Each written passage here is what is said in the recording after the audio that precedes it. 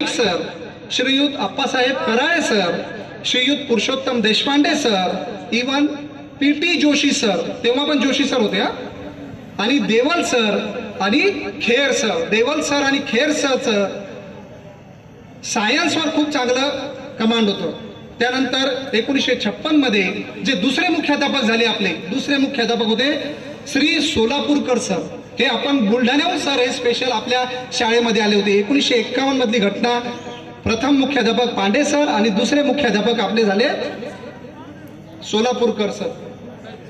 1960 आणि 61 दरम्यान PM दादा शुक्ल यांच्या पुढाकाराने वास्तूची उभारणी करण्यात आली. आता त्या काळात ती जागा लहान होती, तर असं ठरलं होतं की जे आपला बस स्टँडवरची जागा आहे, व्हेटरनरी दवाखाना वगैरे, ती जागा घ्यायची. पण या लोकांची वृत्ती बघा, दृष्टिकोन बघा भविष्याचा, ती जागा कमी पडते, म्हणून ही जागा घेण्यात आली. ज्या सध्या आपण ज्या जागेमध्ये बसलेलो आहोत, ही PM दादा शुक्ल यांच्या पुढाकाराने या जागेचं अनावरण झालं आणि पहिल्या त्या 5 खोल्या या हॉलपर्यंत, या 5 खोल्या पहिले सर्वात पहिले बांधण्यात आल्या. आणि सगळ्यात म्हणजे या शाळेचं वैशिष्ट्य तुम्हाला सांगू इच्छितो. विशेष म्हणजे या शाळेमध्ये विद्यार्थ्यांचं श्रमदान होतं. तुम्ही तुमच्या आजी आजोबांना विचारा.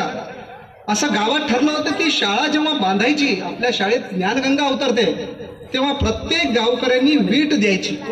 त्यावेळेच्या संकल्पना बघा. गावकऱ्यांनी अर्थदान केले, सहकार्य केले, विद्यार्थ्यांनी श्रमदान केले. या भव्य वास्तूच्या उभारणीला त्यागाची महान परंपरा लागलेली आहे आणि सर्व समाजाचे योगदान देऊन हे ज्ञान यज्ञ पठवलेले आहे. या वास्तूचा उत्कृष्ट नमुना आहे ही शाळा जी आहे. वास्तूचा उत्कृष्ट नमुना आहे. ब्रिटिशकालीन एक संस्था आहे. यल आकाराची रचना होती.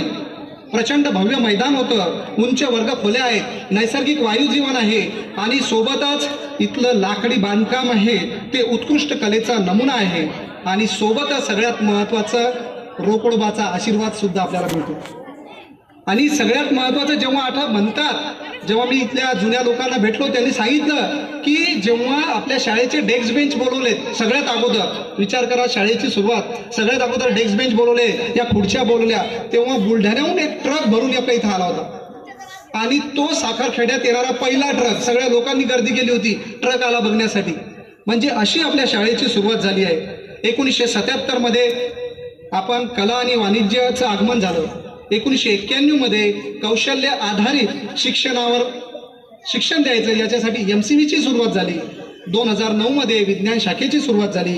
आज 69 विद्यार्थ्यापासून आज आपण 1200 पेक्षा जास्त विद्यार्थी आज आपण या ज्ञानगंगेमध्ये ज्ञान घेत आहोत.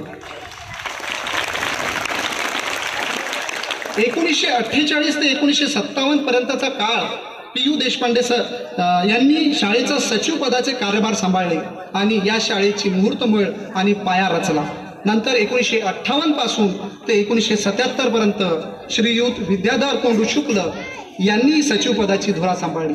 आणि नंतर 1977 पासून तर 2019 पर्यंत डॉक्टर गणेश वसंत देशपांडे, ज्यांना आपण काकासाहेब देशपांडे म्हणून ओळखलं जातो, यांनी या संस्थेच्या प्रगतीचा कळस रचला. आता विद्यमान सचिव चंद्रशेखर भाऊ शुक्ल, ज्यांना आपण शेखर भाऊ म्हणून ओळखले जातो, यांच्या नेतृत्वात आज आपण अमृत महोत्सव साजरा करीत आहोत.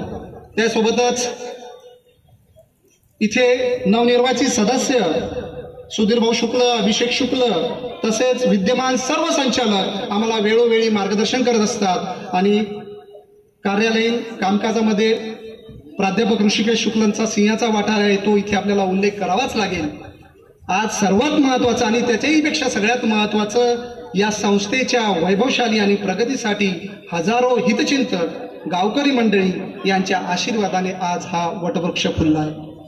प्रशासकीय व्यवस्थापनामध्ये मुख्याध्यापक म्हणून सगळ्यात प्रथम जे पहिले मुख्याध्यापक होते ते होते सर्वोत्तम पांडे सर. दुसरे मुख्याध्यापक श्री सोलापूरकर सर, जे बुलढाण्याहून इथे स्पेशल शिकवण्यासाठी आले होते. श्रीयुत बांडे सर हे तिसरे मुख्याध्यापक होते. त्यानंतर हग जोशी सर, यांचा काळ म्हणजे शिस्तीचा काळ म्हणून ओळखला जायचा. विग माई सर, त्याच्यानंतर AS देशपांडे सर यांनी धुरा सांभाळली. त्यानंतर VV डाकोरे सरांनी मुख्याध्यापक पद सांभाळले. त्यानंतर S तिवारी सर, त्याच्यानंतर PB ढोरे सर जे आज इथे उपस्थित आहेत. नंतर SR फितवे सर, त्याच्यानंतर DR गवई सर सुद्धा इथे उपस्थित आहेत. त्यानंतर ST दसरे सर आणि विद्यमान मुख्याध्यापक आहे श्री भगत सर. असं प्रशासकीय जो मुख्याध्यापकाचा क्रम आहे तो असा चालत आला.